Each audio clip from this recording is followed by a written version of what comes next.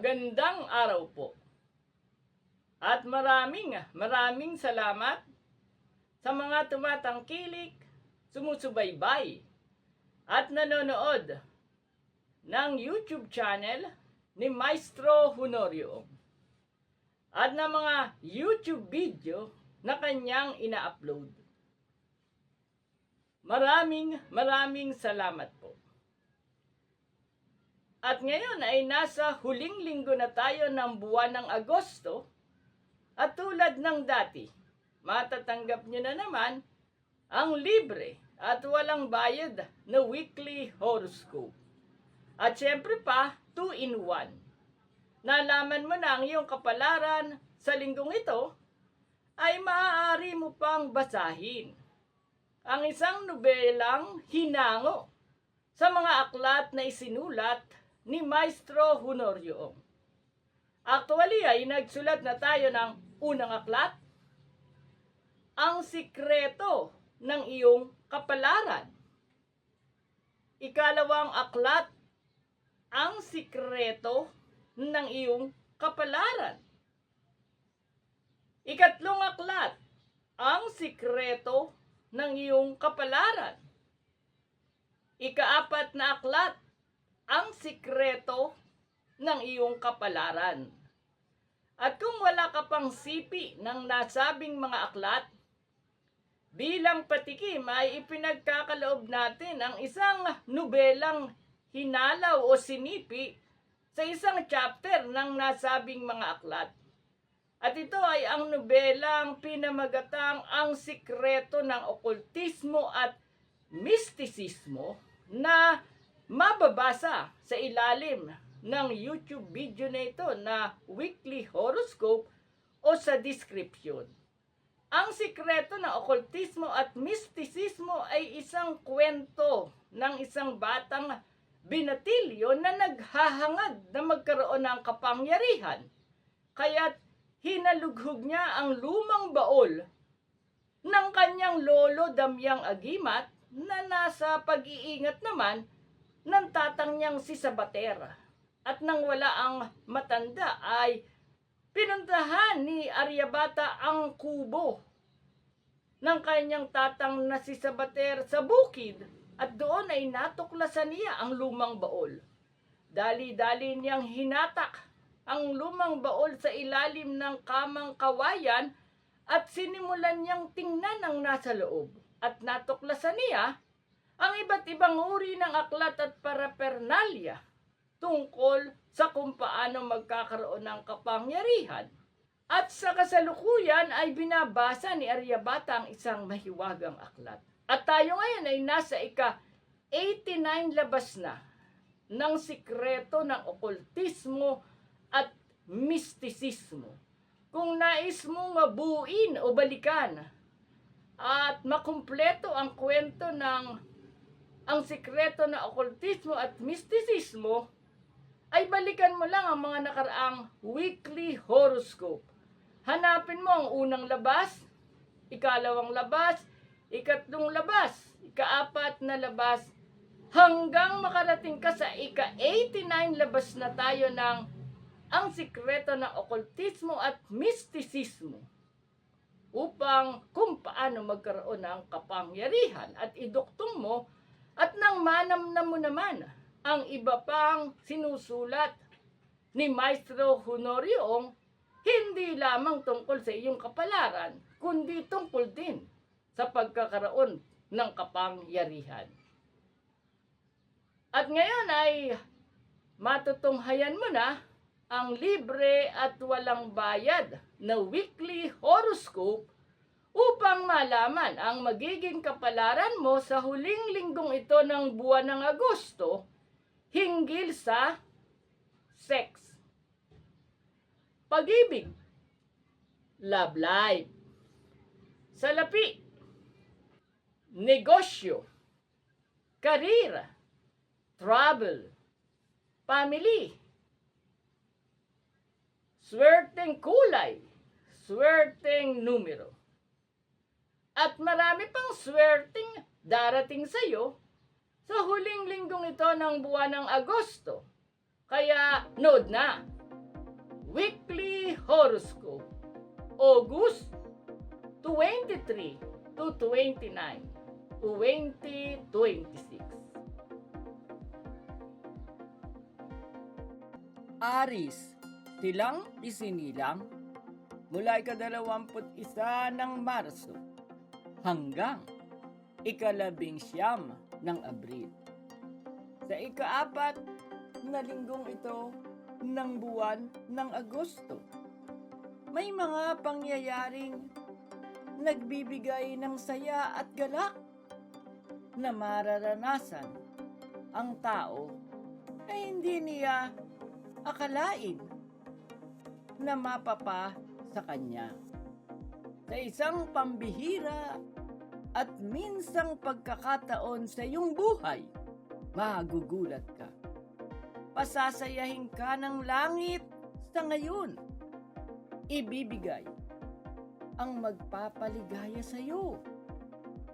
Salapi, karangalan, katuparan ng mga pangarap,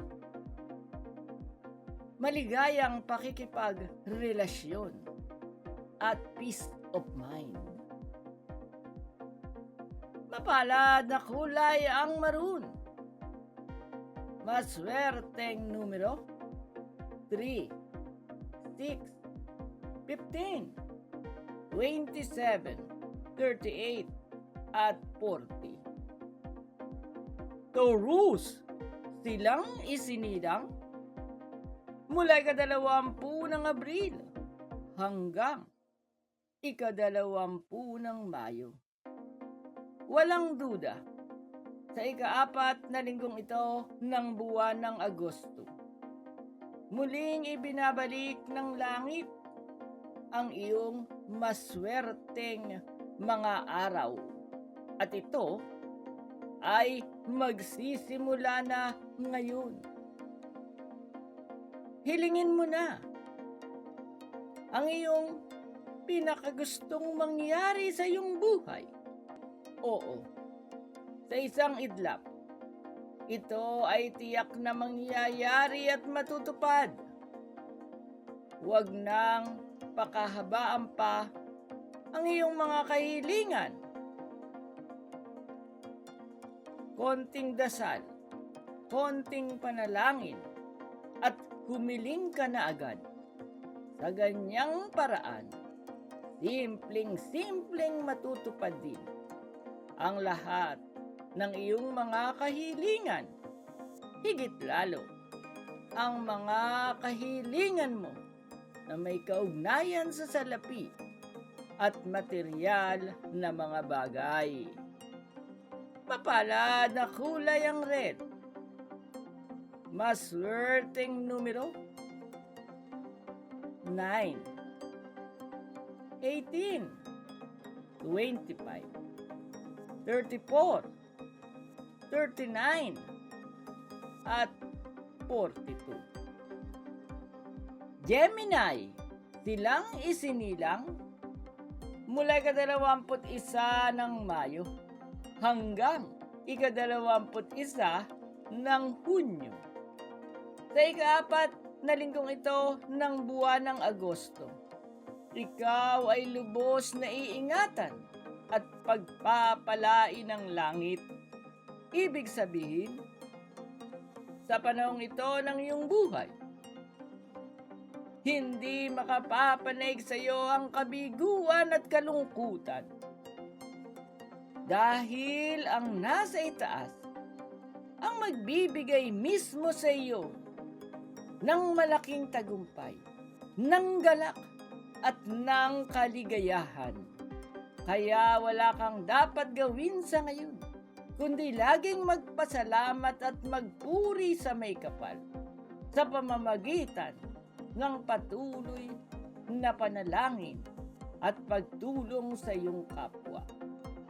Sa ganyang paraan, patuloy kang naging madasalin at matulungin.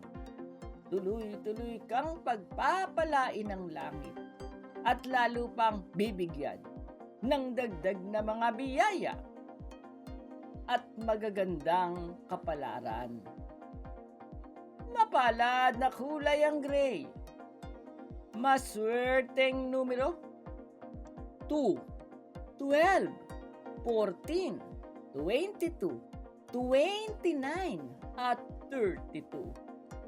Cancer, silang isinilang mula ika-22 ng Hunyo hanggang ika-22 ng Hulyo. Tunay ngang sa panahong ito ng iyong buhay, isa lang ang susi upang ikaw ay lumigaya at magtagumpay. Ito ay ang magtiwala ka sa iyong sarili. Kaya sa linggong ito, inuutusan ka ng langit na buuin mo ang iyong loob. Kailangan kang tumapang.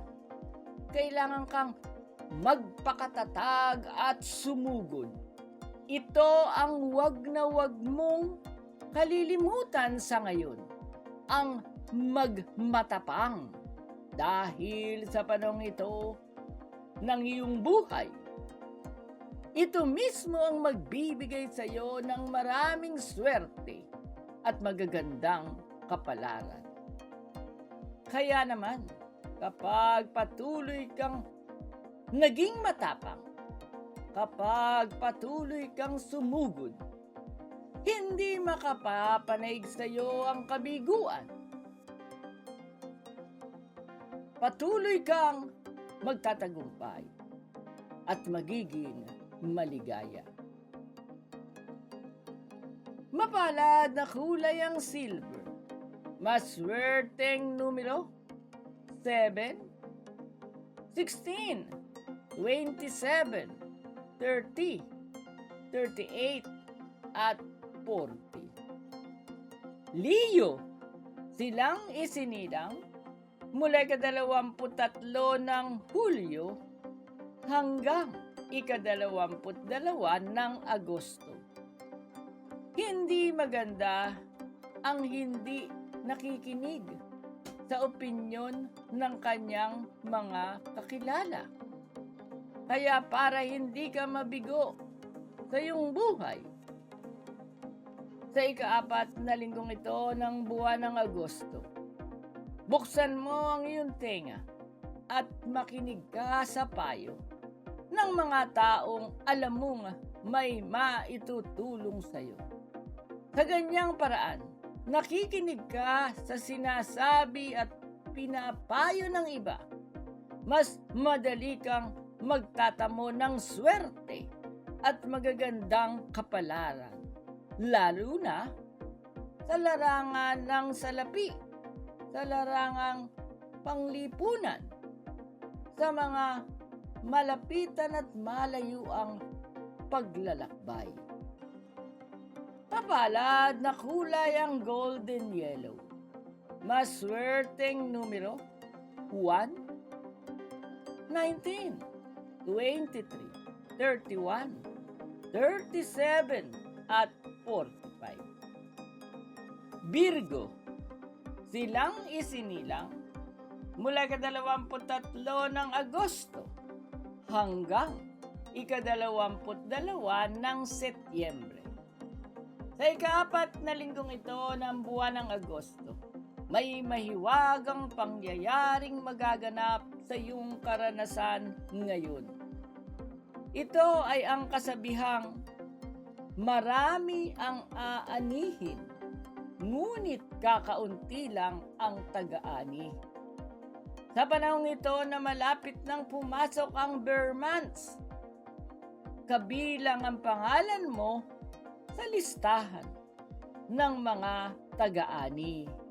Kaya naman, siksik, liglig at umaapaw na mga biyaya at mga pagpapala na may kaugnayan sa makapal na halaga ng salapi at material na mga bagay ang agad-agad mong matatanggap. Mapalad na kulay ang metallic blue. Maswerteng numero 5, 15, 24, 28, 35 at 43. Libra, silang isinilang mula ika-23 ng Setyembre hanggang ika-23 ng Oktubre. Sa huling linggong ito ng buwan ng Agosto, nakapagtataka, sa tuwing umuulan, hindi lang lupa ang lumalambot dahil ikaw rin ay nagkakaroon ng malambot na damdamin na mas mapapaganda ang iyong pakikipagrelasyon. Dahil babait ka at magiging malambing, muling sasaya at liligaya ang pakikipagniig. At kasabay nito, dahil lagi kang masaya, dahil lagi kang nasa kondisyon, at dahil lagi kang nadidiligan, tuloy-tuloy ding lalago at lalo pang lalawak at lalo pang darami ng darami ang iyong salapi at kabuhayan. Mapalad na kulay ang purple. Maswerteng numero 6, 12, 27, 33, 39 at 42. Scorpio, silang isinilang mula ika-24 ng Oktubre hanggang ika-21 ng Nobyembre. Sa ikatlong linggong ito ng buwan ng Agosto, tulad ng mga sundalo, ang magagandang mga kapalaran mo ay magdaratingan na nagmamadali pa at yayanig sa iyong mga karibal, kaaway at maging sa mga intrigera sa iyong buhay. Agapan mong huwag maubos ang magagandang kapalarang ito upang lalo pang maging maunlad at maging masagana ang future mo at ang future ng iyong pamilya.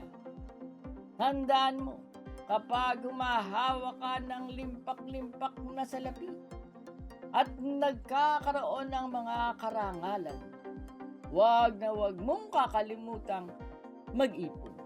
Huwag na huwag mong kakalimutang mag-savings dahil sa mga pag-iipon at pagse-savings na ito, nakasalalay ang magandang future hindi lang ng iyong sarili, kundi ng iyong pamilya. Mapalad na kulay ang navy blue. Maswerteng numero 3, 18, 21, 29, 34, at 40. Sagittarius, silang isinilang mula ika-22 ng Nobyembre hanggang ika-21 ng Disyembre. Sa ika-4 na linggong ito ng buwan ng Agosto, hindi ka pababayaan ng langit. Kikilos ang kapalaran sa mas lalo pang ikagaganda ng buhay mo, na kahit pa hindi sinasadyang makagawa ka ng katamaran at ng mga maling pagpapasya, hindi makasasagabal ang nasabing negatibong pangyayari sa patuloy mong pagtatagumpay at pag-unlad. Sapagkat sa panahong ito ng iyong buhay, tatawagin kang anak ng dakilang nilikha ng langit, dahil ikaw ay dakilang nilikha. Maraming himala at mga pagpapala ang ibubuhos sa iyo ng langit, higit lalo sa mismong huling linggong ito ng buwan ng Agosto. Ang mga pagpapala at himalang ito ay magsisimulang maganap sa buhay mo sa mga bagay na may kaugnayan sa salapi at material na mga bagay. Lalago ng lalago ang iyong kabuhayan. Lalawak ng lalawak ang iyong ari-arian at mga nasasakupan. Uunlad ng uunlad ang iyong mga negosyo hanggang sa ikaw ay tuluyan at magsisimula na ring yumaman ngayon. Mapalad na kulay ang burgundy. Maswerteng numero 6, 15, 24, 30, 36, at 43. Capricorn, silang isinilang mula 22 ng Disyembre hanggang 19 ng Enero. Sa ika-4 na linggong ito ng buwan ng Agosto, inuutusan ka ng langit na ibahagi mo ngayon sa iyong kapwa ang ilan sa iyong mga kabuhayan. Oo, huwag kang madamot. Ito ang susi upang lalo pang gumanda ang iyong karanasan. At siyempre pa, ito rin ang susi upang lalo pang gumanda ang iyong kapalaran. Oo, upang lalo pang lumago ng lumago ang iyong kabuhayan. At hindi lang lalago ng lalago, bagkus lalo ka pang yayaman. Ang tanong ay, magagawa mo kaya? Magagawa mo kayang ibahagi sa iyong kapwa ang ilan sa iyong mga kabuhayan? Kung magagawa mong ibahagi sa iba ang ilan sa iyong mga kabuhayan, makikita mo, mararamdaman mo, magsisimula ka ng yumaman at lalo ka pang yayaman ng husto. Na mayamang-mayaman talaga. Mapalad na kulay ang aquamarine. Maswerteng numero 4, 16, 22, 31, 39 at 41. Aquarius, silang isinilang mula 20 ng Enero hanggang 18 ng Pebrero. Sa ika-4 na linggong ito ng buwan ng Agosto, hahanap ka ng himala, ngunit ang hindi mo alam at ang hindi mo batid, ikaw mismo ang himala. Ikaw ang dakilang himala ng kalikasan.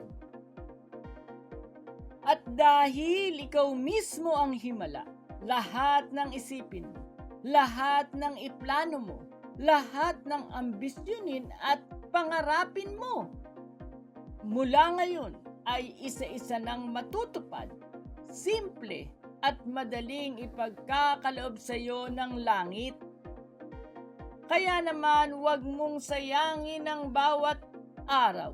Huwag mong sayangin ang bawat minuto. Kumilos at humiling ka na ngayon. Mapalad na kulay ang crystal green. Maswerteng numero 1, 8, 13, 17, 35 at 40. Pisces, silang isinilang mula 19 ng Pebrero hanggang 20 ng Marso. Sa ika-4 na linggong ito ng buwan ng Agosto, kasabay ng panahong ito ng tag-ulan, wala kang magagawa. Ibibilang ang iyong pangalan sa mga taong pagkakalooban ng malalaking swerte. Kaya huwag ka nang mag-alinlangan pa. Sa halip, ang dapat mong gawin ay matutong magpuri at magpasalamat lagi sa nasa itaas. Habang nagpupuri at lagi kang nagpapasalamat sa nasa itaas, sa pamamagitan ng palihim na pagtulong sa mga kapuspalad at sa mga naghihirap. Tuloy-tuloy naman ang dating sa iyong ng swerte at mas marami pang magagandang kapalarang may kaugnayan sa malaking halaga ng salapi, may kaugnayan sa bulto-bultong material na mga bagay, may kaugnayan sa malapitan at malayo ang mga paglalakbay, at may kaugnayan sa isang buo, masaya, sama-sama at nagmamahalang pamilya. Mapalad na kulay ang ochre yellow, maswerteng numero 2, 7, 16, 19, 25, at 44. Maraming salamat po sa nanood ng Weekly Horoscope. At siyempre pa, huwag kakalimutang mag-subscribe at pindutin ang notification button o notification bell upang lagi kayong update sa mga YouTube video na i-upload ni Maestro Honorio. At siyempre pa, pag pumapasok ang buwan ng September, ibig sabihin ay Burr months na. Malapit na ang Pasko at malapit na rin ang bagong taon. Ay sinisimula na natin agad-agad ang prediksyon 2027.